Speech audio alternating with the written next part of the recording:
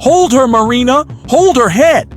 the doctor shouted as blood trickled across the white marble floor of the most expensive hospital room in Manhattan.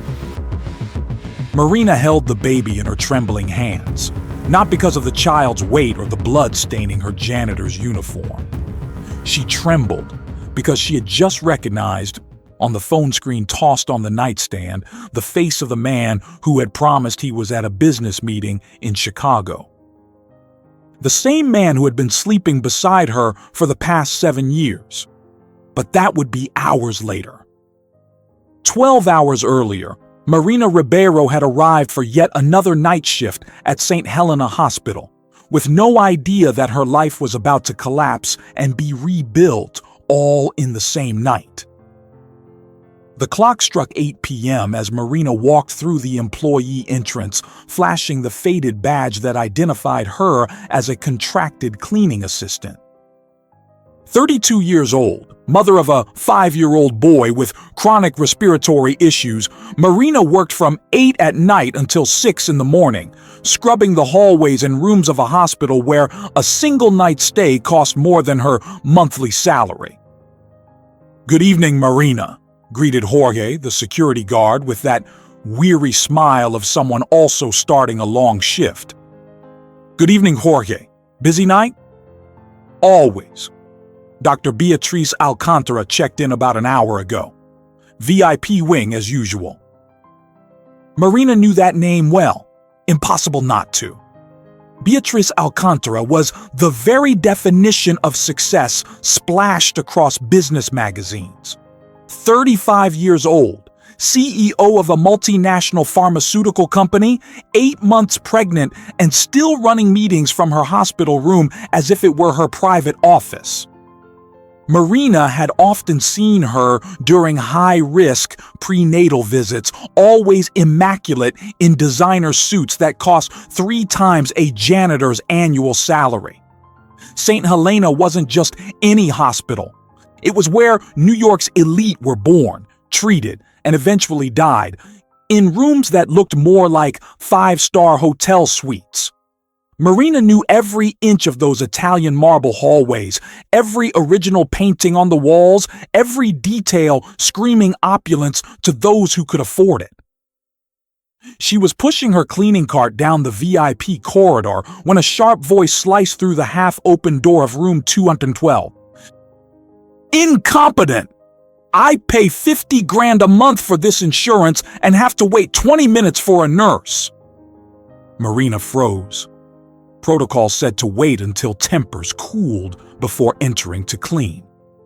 She knew Beatriz Alcantara's moods all too well.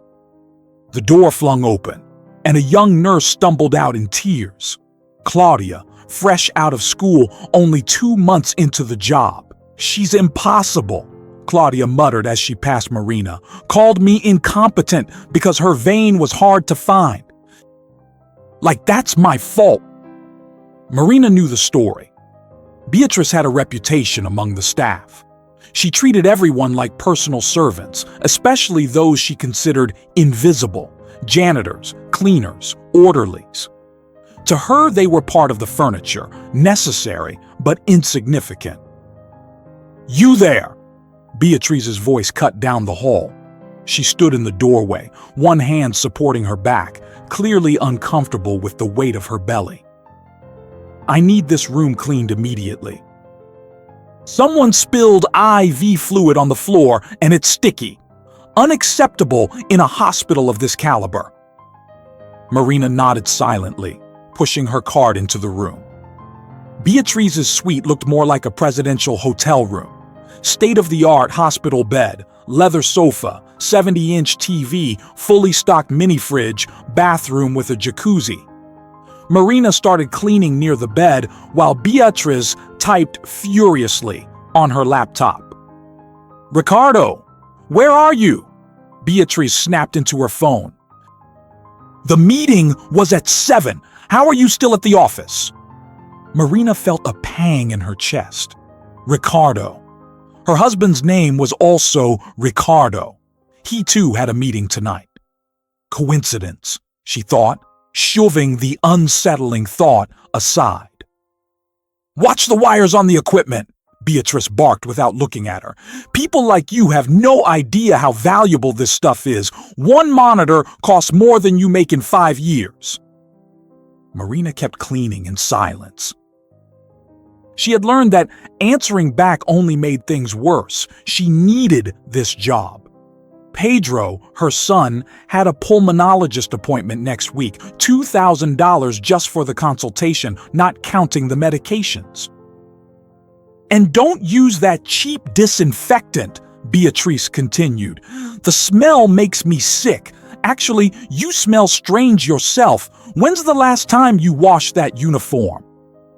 The uniform was spotless, washed and ironed like every day. Marina bit her tongue. She thought of Pedro, the overdue rent, the piling electric bills. "Excuse me, doctor," Marina said softly. "I'll get another cleaning product." "Do that, and be quick. I don't have all night.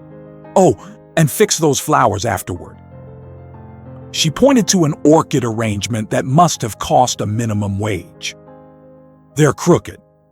Clearly you people have no sense of aesthetics." Marina stepped out, breathing deeply. In the hallway, she met co-workers who instantly recognized that look. "Beatrice?" asked João, the orderly. "Beatrice," Marina confirmed. "She's made 3 nurses cry this week," João commented. "Yesterday she humiliated the dietitian because the food was presented poorly, as if she were in a Michelin star restaurant, not a hospital." "She's worse lately," added Monica, another cleaner. "Since getting pregnant, she acts like the whole world has to bow down. I feel sorry for her husband." Marina chuckled bitterly. Probably some executive just like her. Those types always marry each other. "Not what they say," Monica whispered. "Receptionist told me he's a lot more low-key. Works in consulting or something, never shows up here." Marina was on her way back with the new cleaning product when she heard the scream. Not anger, not irritation. This was pain, raw, primal pain. She rushed into the room and found Beatrice clinging to the bed, her face twisted in agony, amniotic fluid running down her legs. "Get someone!" Beatrice cried, her veneer of superiority shattered by pain. Marina slammed the emergency button repeatedly and dashed into the hallway. "Help! Emergency in 212. Patient in labor." The response came through the intercom. "Marina, this is Dr. Santos. We've got 3 emergency C-sections right now. The whole team is tied up. I'll send someone as soon as possible, but it may take a few minutes. Keep the patient calm." Marina returned to find Beatrice in full-blown panic. "What do you mean a delay? I pay 50 grand a month. I'll sue this hospital.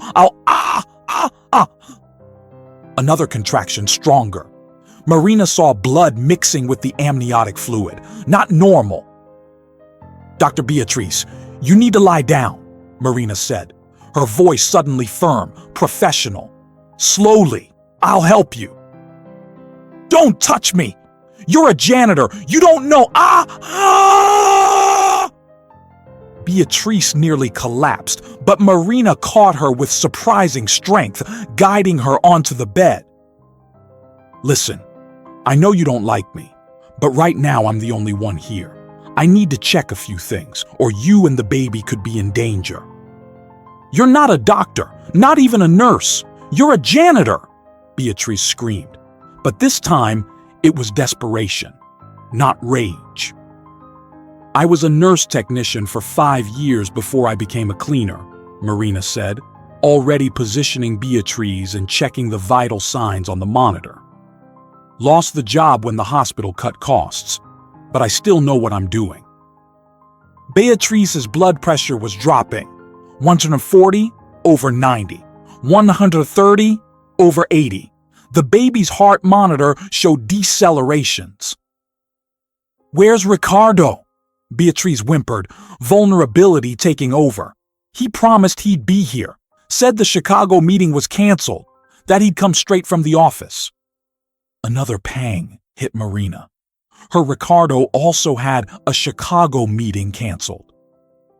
"He'll be here," Marina said automatically, forcing herself to focus. "Right now, I need you to breathe with me.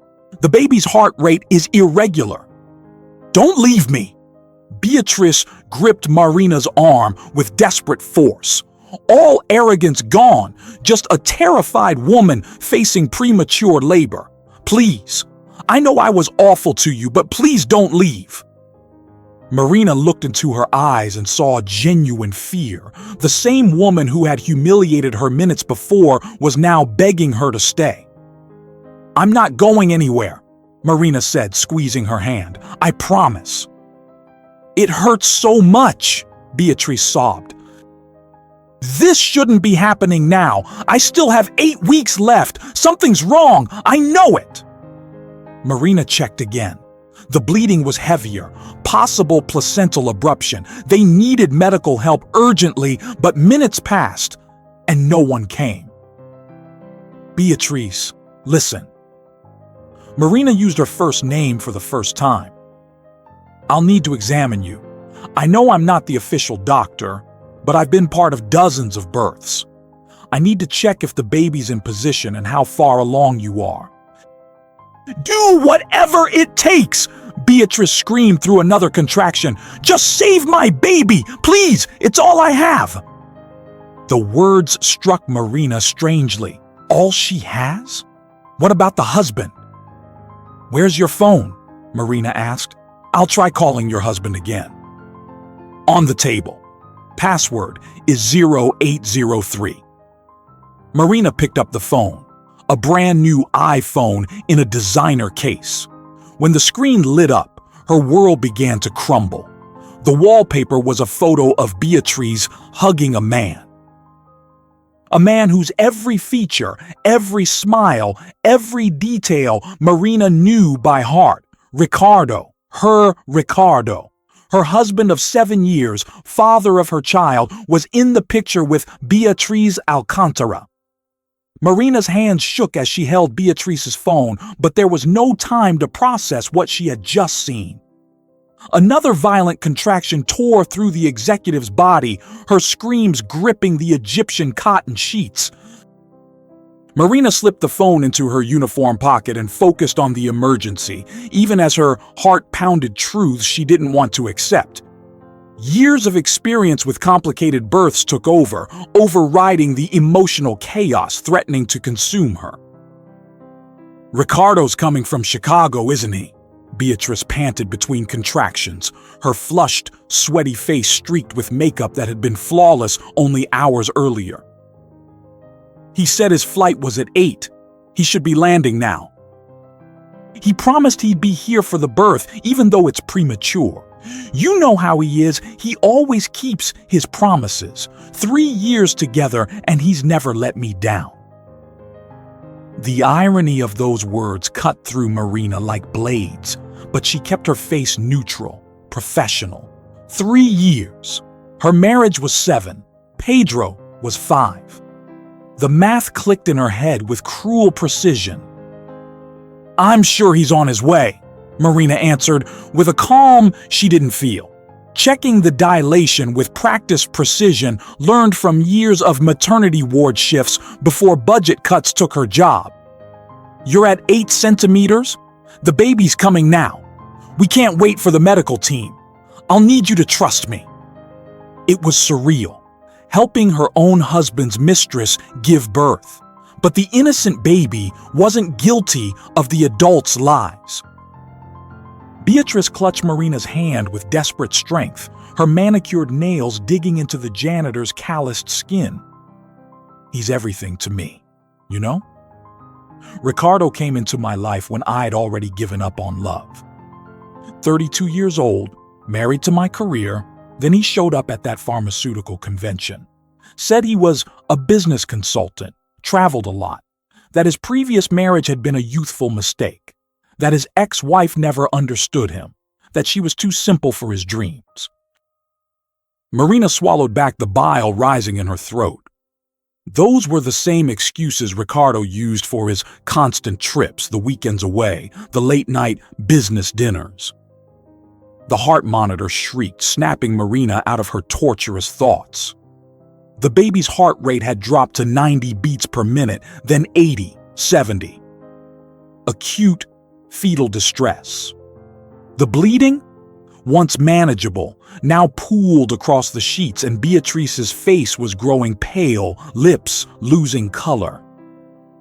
Marina recognized the signs instantly. Partial placental abruption, a complication that could kill both mother and child in minutes. There was no time to wait for the medical team.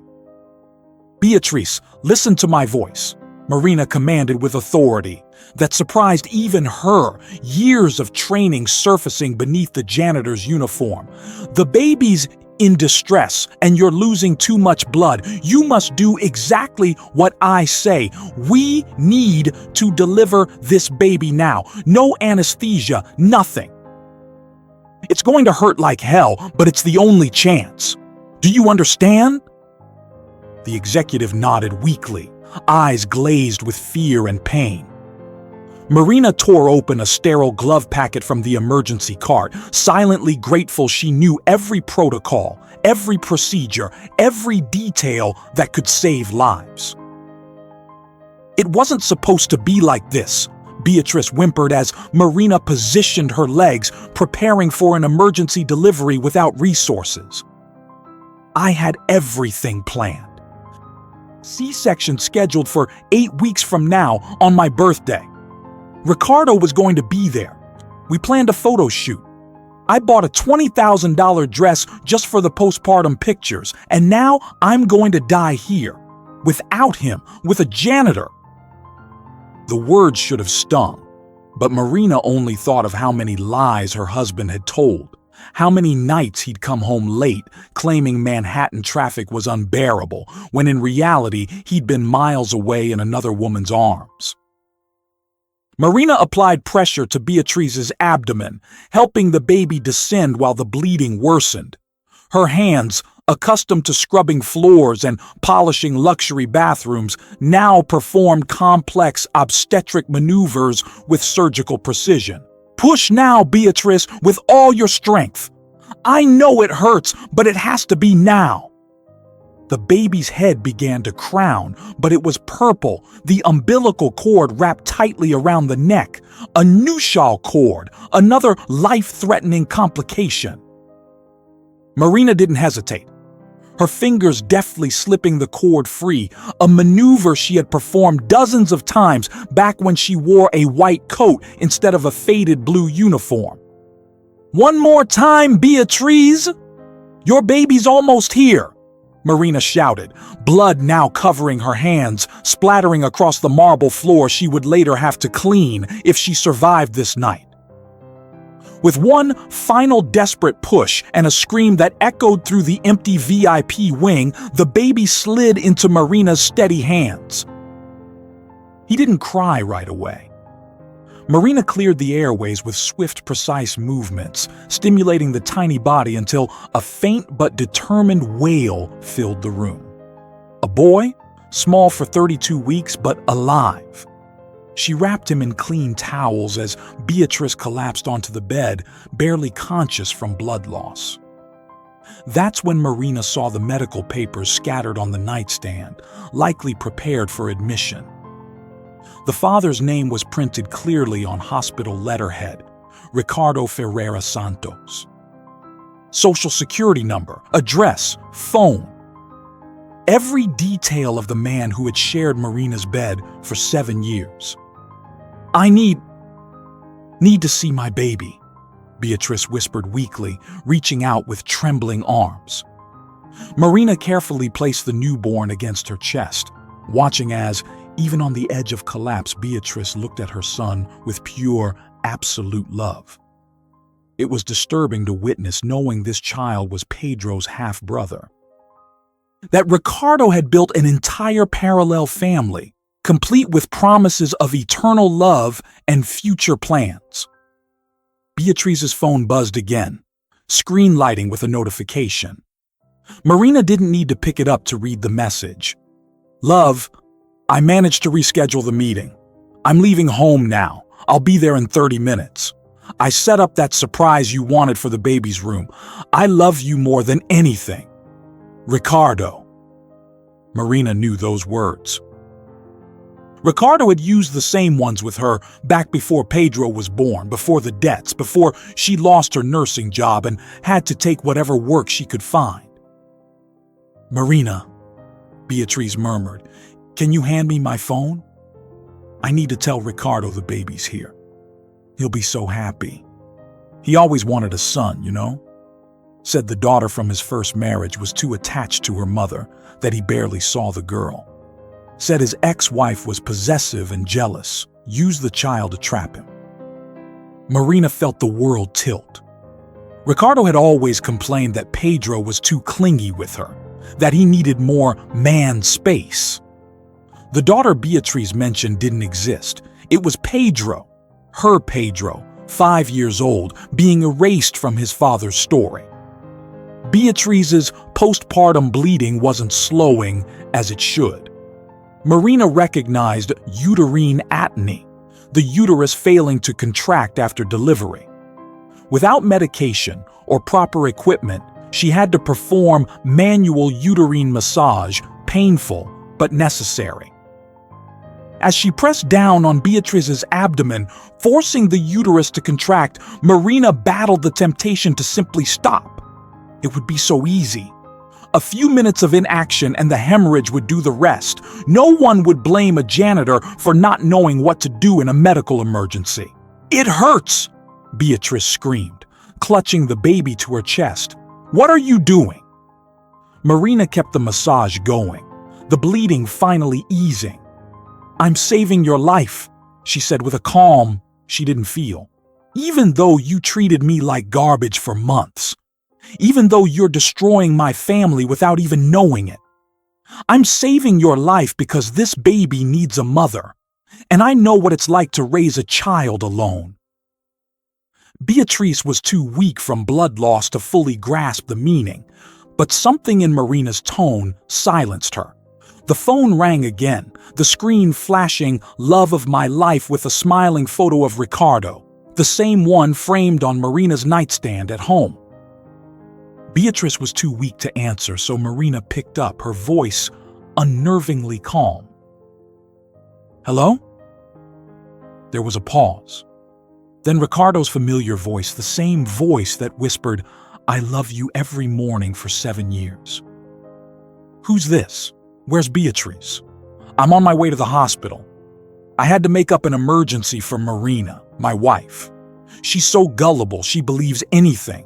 Told her the Chicago meeting got pushed up. Marina closed her eyes, each word confirming what she already knew but had refused to accept. Dr. Beatriz is unavailable at the moment, she said, her tone professional, unrecognizable. Are you the baby's father? Ricardo answered instantly, urgency replacing confusion. Yes, I'm Ricardo Ferreira Santos. Did the baby arrive? Is everything okay? I'm in the parking lot. I'm coming up now. Marina hung up without responding, placing the phone back on the table. Beatriz had regained a bit of consciousness, the baby still nestled against her bare chest. Was that Ricardo? Is he here? Her voice carried desperate hope, the same hope Marina knew from her own nights waiting for her husband to come home. He's on his way, Marina replied, checking mother and child's vitals. The newborn was stable, breathing with some difficulty but within range for a preemie. Beatriz would need an urgent blood transfusion, but she would survive. Marina glanced at the wall clock, 10:15 p.m. At home, Pedro was probably asleep by now, watched over by the neighbor she paid $50 a night to babysit. $50 that stretched her budget to the breaking point, but were necessary so she could scrub floors the wealthy walked across without noticing. And now she realized part of that sacrifice had been funding her own husband's lies. enabling him to build a double life while she scraped together coins for her asthmatic son's medication. "Marina," Beatrice called again, her voice a little stronger. "You saved our baby. You saved us. I've been horrible to you for months, treated you like nothing, and you knew exactly what to do. How?" Marina could have lied, could have kept hiding behind the invisibility of her janitor's role. But she was tired of lies, tired of pretending. "I was a nurse technician for 5 years, specialized in obstetrics, lost my job when the public hospital closed its maternity ward. Nobody would hire me without a college degree. Janitor was the only work I could find to keep my son from going hungry." Beatrice's already pale face turned ghostly white. "You have a son?" Marina nodded, wiping blood from the floor with the same rag she'd used to clean spilled coffee. "Pedro, 5 years old, chronic asthma. His father travels a lot for work, you know how it is. Chicago meetings, pharmaceutical conventions, late-night business dinners." Every word was deliberate, each phrase a piece of the puzzle that Beatrice, even in her weakened state, began to assemble. Hurried footsteps echoed down the hallway. Marina knew that sound anywhere, those Italian shoes she polished every Sunday while Ricardo watched football. The door burst open, and there he was, hair perfectly styled even for a supposed emergency, expensive cologne, a gift no doubt from Beatrice, filling the room. Ricardo Ferreira Santos, husband, father, professional liar. He froze in the doorway, staring at Marina by the bed, her hands still covered in blood. "Marina!" His voice cracked, eyes darting between his blood-stained wife and his half-conscious mistress. "What are you doing here? You should be at home!" The audacity would have been laughable if it weren't so tragic. Marina continued methodically scrubbing the blood from the marble floor, never lifting her eyes. "Working, Ricardo. Some of us actually work night shifts. Not everyone fakes meetings in Chicago." Beatrice, weak as she was, sensed the sudden tension in the room. "Do you two know each other?" Her voice was confused, but a flicker of understanding had begun to dawn in her eyes. Ricardo tried to approach the bed, but his legs seemed rooted to the floor. "Beatrice, love, you had the baby? Is everything okay? Why is there so much blood?" The concern in his voice was genuine, and somehow that made it even worse for Marina. He truly loved Beatrice. This wasn't just an affair, it was a full double life. "Your son is alive thanks to Marina," Beatrice said slowly, each word draining more energy. "She saved our lives, Ricardo. The janitor you said wasn't worth greeting. The invisible woman who cleans up our mess. She saved our baby." Ricardo went even paler, if that was possible. Marina finally lifted her eyes, meeting her husband's gaze for the first time. 3 years, Ricardo?" Marina asked with lethal calm. 3 years of lies? While I scrimped at the grocery store to pay for Pedro's medication, you were building a new family? While I scrubbed rich people's bathrooms to make ends meet, you were buying a $20,000 crib? Beatrice gasped as the truth crystallized in her weakened mind. Marina is your wife, Marina finished, tossing the bloodied rag into the bucket. 7 years of marriage. A 5-year-old son whose father barely sees him because he's always on business trips. Now I know where those trips were. The baby started to cry, a thin but insistent sound. Marina stepped closer, checking his breathing. He would need specialized care, maybe a few weeks in the NICU, but he would survive. Marina could have let the drama explode right there. She could have screamed, kicked, turned that hospital room into a battlefield. But she looked at the innocent newborn, then pictured Pedro, 2 children who hadn't asked to be born into this tangle of lies. "The baby needs to go to the NICU," she said, professional and steady. "And Beatrice needs an urgent transfusion. I suggest you sort out your personal issues after their lives are out of danger." With that, she pressed the emergency button again. It was time for the medical team to finally arrive and for her to disappear back into the invisibility of her blue uniform. The medical team swept into the room like an organized hurricane of white coats and high-end equipment. Dr. Araujo, the on-call obstetrician, stopped short at the scene. Beatrice half-conscious on a blood-soaked bed, the premature baby on her chest, Marina with blood-covered hands, and Ricardo frozen in the doorway like a pillar of salt. My God, what happened here? The doctor rushed to examine Beatrice while 2 nurses took over the baby's care. Marina began to report every detail of the emergency delivery with clinical precision, using medical terms no ordinary janitor should know. Precipitous labor at 32 weeks, partial placental abruption, single nuchal cord, postpartum uterine atony controlled with manual uterine massage, estimated blood loss 800 milliliters, baby's APGAR 6 at 1 minute, 8 at 5. Dr. Araujo looked at Marina with a mix of shock and profound admiration. "You saved 2 lives today. Where did you learn to do this?" Before Marina could answer, Beatrice weakly grabbed the doctor's arm. "She saved my baby, doctor. The janitor I humiliated for months saved my child. I would have died if not for her." The doctor looked back at Marina, really saw her this time, not just the faded blue uniform. "Ma'am, do you have medical training?" Marina nodded, her voice tired but steady.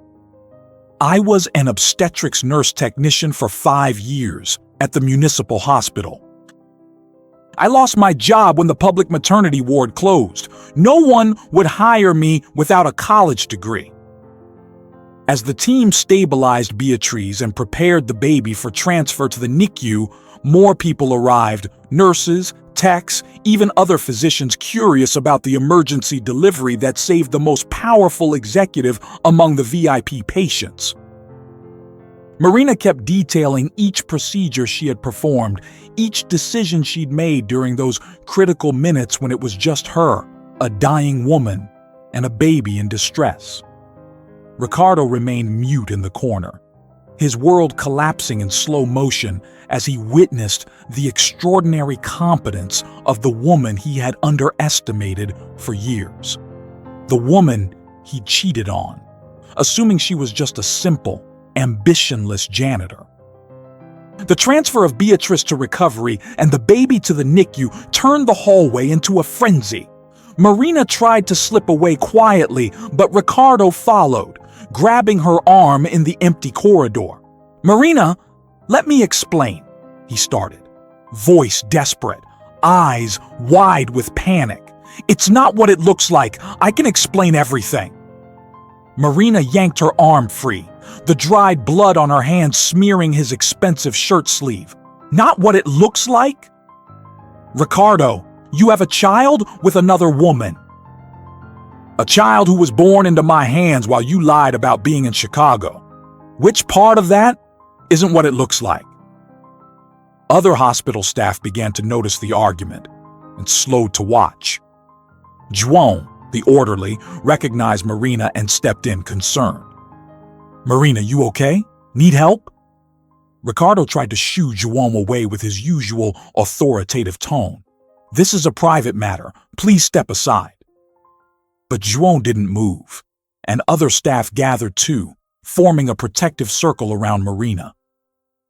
"It's not private when it happens at our workplace," Monica, the other cleaner, interjected. "Marina, what's this man doing?" "This man," Marina said with an eerie calm, is my husband, the father of my 5-year-old. He's also the father of the baby I just helped deliver, Dr. Beatrice's baby." The silence that followed was deafening. Staff who had spent months witnessing Beatrice's humiliations of Marina now grasped the full scope of the tragedy. Ricardo tried to move toward Marina again, but Juan stepped between them. "I think you should back off," Juan said firmly. "Marina just saved 2 lives. She deserves at least some respect." Dr. Araujo appeared in the corridor, still wearing blood-streaked gloves. "Marina, I need a word. What you did today was extraordinary. Without your intervention, we would have lost both mother and child. I want to make a formal recommendation to the hospital board. Someone with your skills shouldn't be mopping floors." Ricardo tried to cut in, putting on his polished consultant tone. "Doctor, that won't be necessary. My wife is fine where she is." The doctor looked at Ricardo with barely concealed disdain. "Your wife? You're Marina's husband? Then you should be ashamed. Your wife is a hero, working as a janitor while you apparently bankroll 2 families." The truth spread through the corridors like wildfire. Nurses whispered, doctors paused to watch, even some patients peeked through their doors. Marina, who had been invisible in those halls for months, was suddenly at the center of everything. But it wasn't the attention she wanted. All she wished was to go home, hug Pedro, and pretend this night never happened. But she knew that after this revelation, nothing would ever be the same. Beatrice was transferred to an even larger recovery suite, if that was possible. Marina was called in to provide more details for the medical report, and Ricardo trailed along, unable to stay away, yet equally unable to come closer. Beatrice was conscious now, after 2 units of blood, some color returning to her face. When she saw Marina enter, her eyes filled with tears. "Marina, I need to speak with you, alone." Ricardo tried to protest, but Beatrice cut him off with a voice that, though weak, still carried authority. "Ricardo, leave. Now." Alone in the room, the silence between the 2 women was heavy as lead. Beatrice spoke first, her words halting and painful. 7 years of marriage, you said. A 5-year-old son. All this time, I was the other woman. Marina sank into the chair beside the bed, too exhausted to stand. "You've been with him for 3 years. My son is 5. Do the math. You didn't destroy a marriage, Beatrice. You stepped into one that already existed." The executive began to sob, deep-racking sobs shaking her still weak body. "I didn't know. I swear I didn't know. He said he was divorced, that his ex-wife was difficult, that he barely saw his daughter. He never mentioned a son, never mentioned you." Marina laughed, a bitter, humorless sound. "Daughter? He turned Pedro into a girl in his story? My God, Ricardo managed to erase even our son's gender." She looked at Beatrice and no longer saw the arrogant executive who humiliated her daily, but another victim of Ricardo's lies. "You know the worst part? I suspected. Deep down, I always did. The trips, the different colognes, the endless dinners. But it was easier to believe the lies than face the truth. I had a sick child to care for, bills to pay. I couldn't afford a divorce." Beatrice reached out hesitant and, surprising herself, Marina took her hand. 2 women, bound by the betrayal of the same man, one on silk sheets, the other in a janitor's uniform. "You saved my son, even knowing who I was," Beatrice whispered. "You could have let me die. No one would blame a janitor for not knowing what to do. Why did you save your husband's mistress?" Marina squeezed Beatrice's hand, feeling the fragile bones beneath skin that had never known manual labor. Because your son isn't guilty of his father's sins. Because even though you were awful to me for months, you didn't deserve to die for loving the wrong man. And because deep down, I couldn't live with myself if I let someone die when I could save them. The door opened and Ricardo walked in without permission. Beatrice, love, how are you?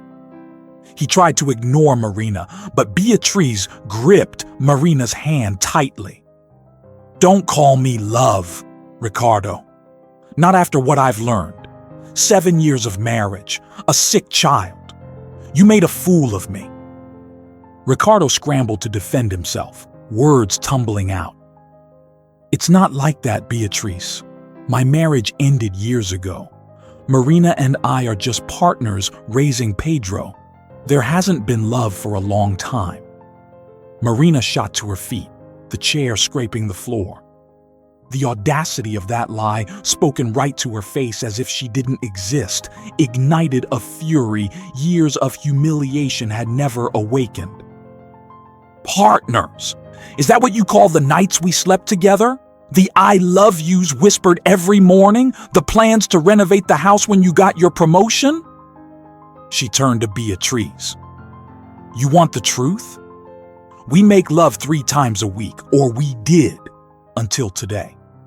He said you were frigid, that your relationship was more business than love. He lied to both of us, Beatrice. He built 2 parallel realities and made fools of us both. Beatrice's heart monitor began to beep faster, her blood pressure spiking from the stress. A nurse rushed in to check her vitals. Dr. Beatrice, you need to calm down. You just went through a traumatic birth and lost a lot of blood. This stress could trigger a secondary hemorrhage. But Beatrice couldn't calm down. The truth was too devastating. 3 years of lies, she repeated, staring at Ricardo as if seeing him for the first time. The romantic dinners, the surprise trips, the helicopter proposal over Manhattan, all lies. You had a family waiting at home. More people filed into the room. Dr. Araujo returned with papers in hand, joined by the head nurse and, surprisingly, the hospital director, Dr. Mendez. Marina Ribeiro, the director called, and Marina startled. In 2 years working there, this was the first time the director knew her name. Yes, sir, she answered automatically. I just reviewed, Doctor. Araujo's report of what happened here today. You carried out procedures that saved 2 lives under impossible conditions that cannot go unnoticed. Ricardo tried to intervene again, his instinct to control the narrative kicking in. Dr. Mendez, that's unnecessary. Marina just did what anyone would do. The director fixed him with an icy look. Anyone? Do you know how many people die from inadequate care during complicated births? Your wife performed a cord reduction maneuver and controlled a postpartum hemorrhage without proper equipment. That's not anyone. That's heroism. Beatrice, still weak, managed to push herself a little higher on the bed. Dr. Mendez, I need to say something. For months, I treated Marina despicably. I humiliated her, diminished her, treated her as less than human. And she, knowing who I was to her husband, knowing I was destroying her family, saved my life and my child's. That isn't just medical skill, it's greatness of character I never possessed. She looked straight at Marina, tears streaming down her face. Forgive me, Marina, not for Ricardo, that's unforgivable, but for all the months I treated you like trash. You were always better than all of us. The audience in the room had grown. Nurses, doctors, other staff, everyone witnessing a complete reversal of power. The humiliated janitor was now the hero, the powerful executive reduced to tears of remorse, and the man who thought he controlled them both laid bare in his smallness. Marina looked at everyone there, people who for months had ignored her or enabled the abuse, now staring at her with admiration. It was almost too ironic. "I don't need forgiveness, Beatrice," Marina finally said. "I need peace. I need to go home, hug my son, and figure out how to rebuild my life without his father's lies. I saved you because it was the right thing to do. Now I need to save myself." The silence that followed Marina's declaration was broken by the sound of papers being squared in Dr. Mendez's hands. "Marina, I want to make you an offer. The hospital is reopening the community maternity wing. We need experienced nurse technicians. The starting salary is $8,000 a month, with full benefits. Comprehensive health coverage for you and your dependents. And if you want to keep studying, we'll pay for nursing school." Marina blinked, hardly believing what she was hearing. $8,000 was 4 times what she made as a janitor. Health coverage meant proper treatment for Pedro's asthma. College meant a future she'd given up on years ago. Ricardo tried to speak again, but Beatrice cut him off with a voice that was regaining its executive steel. "Ricardo, you're fired." He stared at her, baffled. "Fired? I don't work for you." Beatrice laughed, a joyless sound. "Not directly. But your consultancy has a contract with my company, a contract I've just decided to cancel, and I'll make sure every pharmaceutical company in New York knows exactly what kind of man you are. Good luck landing clients after this." The color drained from Ricardo's face. 70% of his revenue came from Beatrice's firm. Without it, he'd lose the office, the imported car, the lifestyle he clung to so tightly. Marina watched the man she once loved plead and bargain, scrambling to salvage something from his collapsing double life. It was pathetic, but she felt no satisfaction in his fall, only a void where love used to be. "Marina, think of Pedro."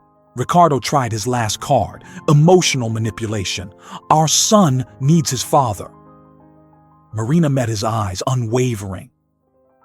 "Pedro needs the truth, not a father who lies about his son's very existence. We'll discuss child support and visitation through lawyers. Now leave. I have to finish my shift." The next few hours passed in a haze of decisions and revelations. Marina accepted Dr. Mendez's offer, signing the papers right there, still in a blood-stained uniform. From her bed, Beatrice called her attorney, beginning not only proceedings to separate from Ricardo, but also setting up an education fund for Pedro. "It's the least I can do," she told Marina. "Your son is my baby's brother. Like it or not, we're family now, in a twisted way." Marina didn't know how to feel about that, but she accepted, for Pedro's future security. Ricardo was escorted out of the hospital by security after trying repeatedly to enter Beatrice's room and track down Marina. The news swept through the corridors like lightning. The janitor who saved the arrogant executive from death, discovering in the process that the patient was her husband's mistress. It was the kind of story that would become hospital legend, retold for years on night shifts. But for Marina, it was simply the end of one life and the painful beginning of another. At 4 a.m, Marina finally found a moment alone in the staff locker room. She took off the bloody uniform and put on the spare clothes she kept in her locker. She studied her reflection, searching for visible changes after a night that had altered everything. But it was the same tired face, the same brown eyes, the same calloused hands. Only now those hands had saved 2 lives and signed papers that would change her future. Her phone rang. It was the neighbor. worried because Pedro had woken up calling for his mother. Marina said she was on her way home, that everything was fine, lying for the first time that night. 6 months later, Marina walked the same Italian marble corridors of St. Helena Hospital, now wearing the white coat of a nurse technician in the new community maternity wing. Pedro was in school, his asthma finally under control thanks to proper treatment. The divorce was finalized. Ricardo lost joint custody after other mistresses surfaced during the proceedings. He paid child support when he managed to find clients for his failing consultancy. Beatrice also walked those halls, pushing an Italian brand stroller. Her son Gabriel had survived the critical first months and was now a healthy 6-month-old. The two women met in the main lobby, the same place where one used to command and the other used to clean. "Marina!" Beatrice called, no longer with a commanding tone but with genuine respect. "How's Pedro?" Marina smiled, a real smile, not the automatic one of a servant. "He's good. Starts swimming lessons next week. The doctor said it'll help his breathing." They stood there, two mothers bound by the betrayal of the same man, but also by something greater. "I set up the foundation," Beatrice said suddenly, "for single mothers, especially those working in healthcare, training, childcare, legal support. I called it the Hands That Save Foundation, in your honor." Tears burned Marina's eyes. "Beatrice, you didn't have to." The executive shook her head. "Yes, I did. You taught me that real heroism isn't running companies or making millions. It's doing what's right when doing wrong would be easier. You saved my life when you had every reason to let me die. That's real greatness." The two women hugged there in the Italian marble lobby, watched by staff who knew the whole story. Marina Ribeiro, who once scrubbed blood from that floor, now saved lives along those corridors. Sometimes justice arrives in unexpected forms. Sometimes it comes from the calloused hands of a janitor who chose life over revenge, love over hate, truth over lies. And in the end, that choice reshaped not only her destiny, but the fate of everyone who had underestimated her.